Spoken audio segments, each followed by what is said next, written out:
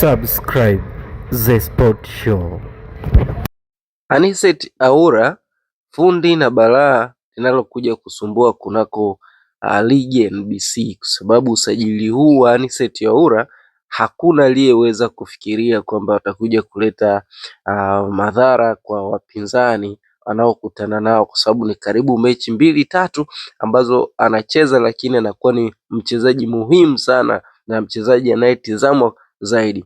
The Sport Show imeweza kumtizama Anicet Aura tangu mechi yake ya kwanza mpaka mechi aliyocheza na jana na Stade Malien, na kuna mengi ambayo tumeweza kubaini, lakini sio hilo tu, bali kikosi kizima cha klabu ya Simba. Hapa kuna dondoo kidogo nimekuwekea kuhusiana na klabu ya Simba, ambapo nakuomba uweze kufuatia mwanzo mpaka mwisho, na kabla tujaendelea, naomba uweze kusubscribe YouTube channel yetu ili usipitwe na taarifa zetu tunazokuwekea, lakini kubwa zaidi usisahau kuweka like, comment, na kukumbusha tu majifti yanakaribia kutoka. Kwa hiyo kaa hapa The Sport Show.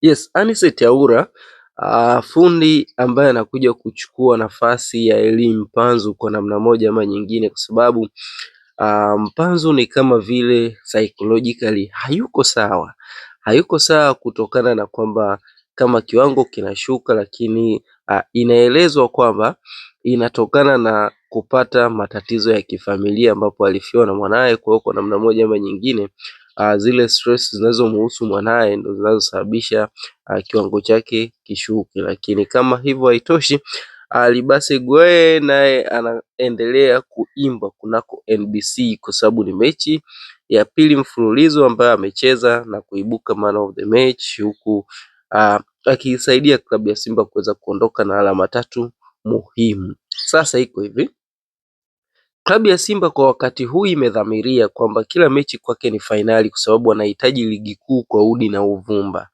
na mtihani wa mwisho ambao wanabaki nao ni wa kuweza kumfunga Yanga. Endapo wataweza kufanikiwa kumfunga Yanga angalau kwa mechi au kwa mchezo mmoja, aidha wa nyumbani au wa ugenini, basi atakuwa amejihakikishia kuweza kutoa taji la ligi kuu ya NBC, kwa sababu ni taji ambalo Simba amelikosa kwa muda mrefu. Lakini kingine ni kwamba wanahitaji, na ndo kitu pekee wanaweza kupigania kwa sasa, kwa sababu msimu ulioisha nguvu kubwa waliwekeza kunako fainali ya kombe la shirikisho, na hatimaye kuweza kuondolewa kwa kuruhusu kufungwa na RS Berkane pale New Aman Zanzibar. Na mchezo huo laiti kama ungechezwa Benjamin Mkapa, basi natumai kwamba klabu ya Simba ingeweza kuibuka na ushindi. Sasa kwa klabu ya Simba ameweza kuondolea kunako mechi za kimataifa. Sasa sehemu pekee ambapo anategemea na anawekea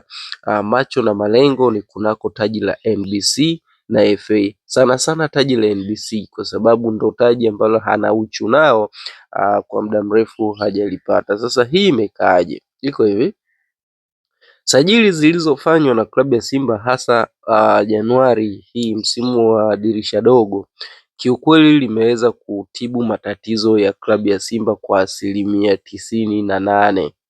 Ukianza kuangalia ni kama vile usajili wa Anicet Aura, Gwe, hao ni mawinga, lakini faida kubwa kwa Aura ni kuweza kucheza nafasi zote za juu. Anaweza kucheza kama mshambuliaji, anaweza kucheza kama namba 8, anaweza kucheza kama namba 10, na anaweza kucheza kama winga wa pembeni wa upande wa kulia na winga upande wa kushoto, na ni sehemu yote ambayo akikaa huwa na fit. Ni mchezaji pia aliyekuja klabu ya Simba huku akiwa haimbwi, yani hakuna aliyemtilia maanani. Kwa hiyo pengine hiyo inamsababishia yeye kuondokana na pressure na kuacha miguu yake iongee zaidi kuliko maneno mdomoni.